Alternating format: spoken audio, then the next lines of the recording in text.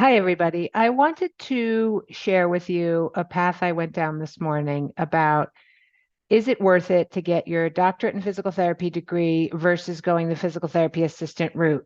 And for years, I've been saying I think it's cost prohibitive. It's a lot of financial investment for a career that our salaries just don't seem to increase over time. So I decided to go down this rabbit hole to see if I was right or if I was wrong. So I started off with comparing the doctorate of physical therapy to physical therapy assistant. Now, before I start, I just want to say, obviously, they're two different jobs, and you might have a very specific career path that you want one versus the other. I'm just strictly looking at it from a financial perspective and whether it is worth the money to invest in it. So, for using numbers, I got salaries off of the U.S. Bureau of Labor Statistics. And let's see, starting with physical therapists, they're saying the median wage for annual salary is $99,710. So I use that wage, saying, going to make that over the course of time. And I kept it steady, even though, obviously your salary would go up and up over the course of time. I just kept it steady for ease of numbers in order to compare. And then here is physical therapy assistant, and they're saying the average salary is $64,080. Now, going back to the physical therapy one, because I talk a lot about school-based physical therapy, and that's where my experience is. I actually think the number is a lot lower than this average salary. So just throwing that in there. So then I went over here and I took those numbers and put them into a spreadsheet. So let's say for doctorate of physical therapy, you're looking at 6 years of schooling past high school, about 220 credits. And I just averaged out $1,000 a credit, which I think is probably kind of low, but $1,000 a credit. And then using that number of average salary that I got from the Bureau of Labor Statistics, over the course of the following 16 years past high school, because I did so that you have at least 10 years of work experience. During that time period, a PTA would have 4 additional years of work because the PT student is still in school. So when you look at this and your interest at 5% paid back over 10 years on that loan of $220,000, let's take a look at this chart to see kind of what the salaries look like. So as you can see here, after 16 years, your investment in paying for your education, the PTA is making more money for an annual salary when you think about paying back your student loans.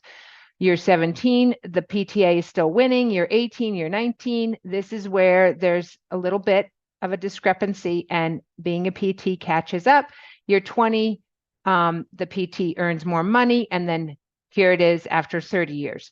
So the PT is earning, I think it's about $450,000 more over the course of 30 years.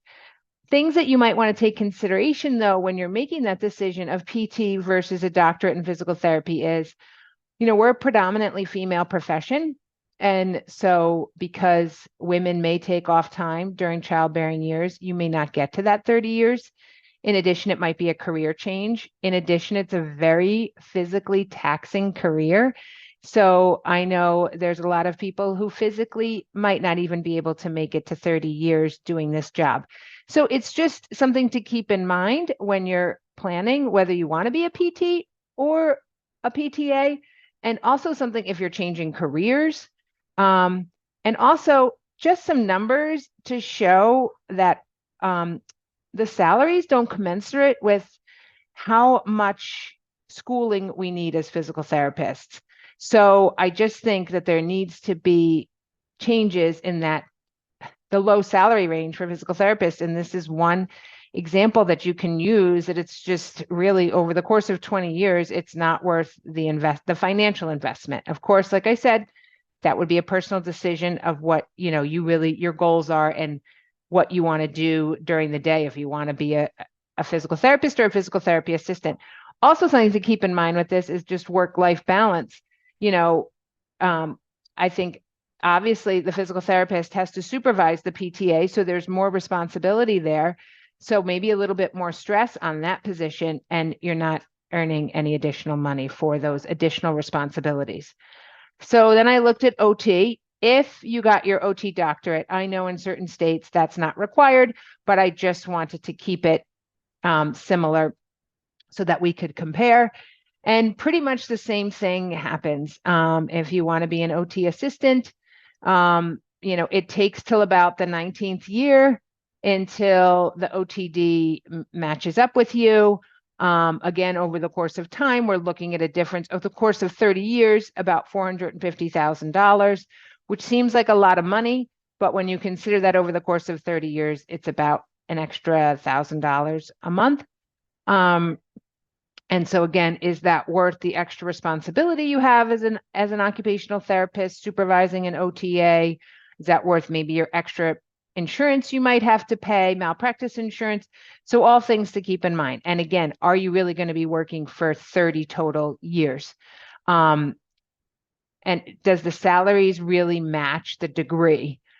Is really where the question comes there. So then I decided to do teachers versus teachers assistants, again, because I'm in my experiences in school-based practice as a physical therapist.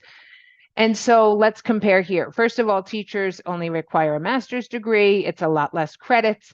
Teachers assistants in New York State need 18 credits and a year of teaching experience. So again, using the Bureau of Labor Statistics, I got the average salary and put this into my chart to see the difference.